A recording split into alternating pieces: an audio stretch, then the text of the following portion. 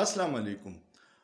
دویمه ورځ ده په سوشل میډیا یو خبر چلیږي چې پیښور کې د کبیر افریدي یو سړی دی د هغه هوټل یې سیل کړی دی. خیبر پښتونخوا تاسو ته پته ده چې تیر 40 کالو راسې د افغانستان د جنگ په وجه باندې انتهایی د مشکلاتو شکار دی او دلته کې دهشتګردي د کاروبارونه بند شو. د دهشتګردۍ کې پس زرګونو خلک په خودکش دماکو کې شهیدان شو او بیا د هغې نه پس اغوا برای تاوان شروع شو. بتخوري ده انډسټریالیست او سرمایه‌دار د دې صوبې نه تښتېدو باندې دی. ډیرو خلکو خپله انډسټري پنجاب ته شفت کړه، خلک لاهور ته شفت شو، اسلام آباد ته شفت شو، دوبۍ ته شفت شو، یورپ ته شفت شو، ځکه چې حالات د کاروبار دپاره سازګار نه دي.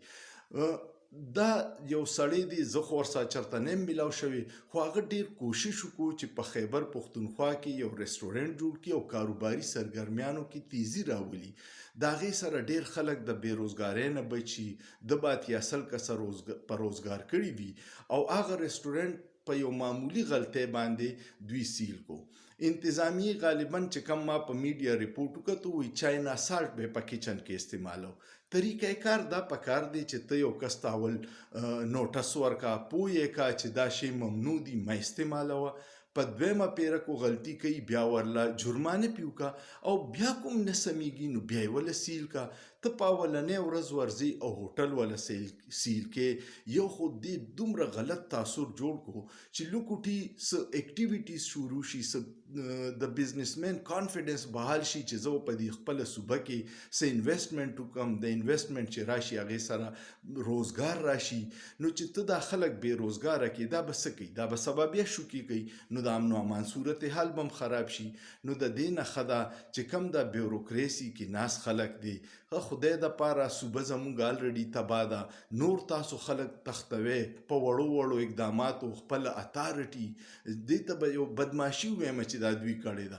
اول خو ورته یو طریقې کار وښیه چې بیا مغه نه مني، بیا ورسره جرمانې کې نوټس ورکړې، جرمانې کې او دی نه پس په دریم فیز بیا سیل کې. په ټوله دنیا کې قابلان خلک چې دي د ملک په ترقۍ کې کردار ادا کوي. دا سی اس پی افسران، سی اس ایس چې وکړي دا ډېر قابلان خلک دي، خو زموږ نظام دومره ګټیا دی چې د هغوی نه څه کارلي. ته به ګورې په تندور باندې به ولاړي، کله به روټۍ تلي. روټۍ تلل د سی اس پي افسر کار نه دی. کله به د ټماټرو ریټ معلوموي، کله به په ګاډو والا پسې نښتي. دا خو یو عام سپایي میټریک پاس کس هم کولی شي. روټۍ تلل څه دي چې کومه روټۍ یو عام سپایي ته یې واله کوم به وکړي؟ دا خو د سی اس ایس افسر کار نه دی. خو زمونږ بدقسمتي دا ده کوم چې هره اداره زمونږ تباه شوې ده، نو سی اس پي افسرانو نه کله موږ د روټۍ تللو کارلو، کله ټماټر پې ریټونه خېجو کوزو او کله پې د بازار نه ګاډۍ راټولو. نو د خدای دپاره په دې صوبه باندې رحم وکړئ. کم افسران چې دي هغه داسې رویه مه اپناوئ. نګران وزیر اعلی له او ګورنر صاحب له دې طرف ته توجه پکار ده چې عوام دوست او سرمایه‌دار دوست پالیسیانې راولئ. داسې افسران تعینات کړئ چې دوی ته ګایډلاین ورکړي، کاروبار شروع شي، بېروزګاري ختمه شي.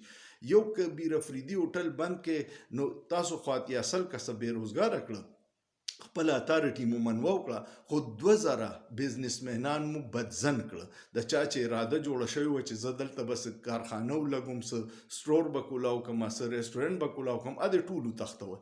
نو داسې مه کوئ. الله دپاره زموږ په دې پښتنو رحم وکړئ.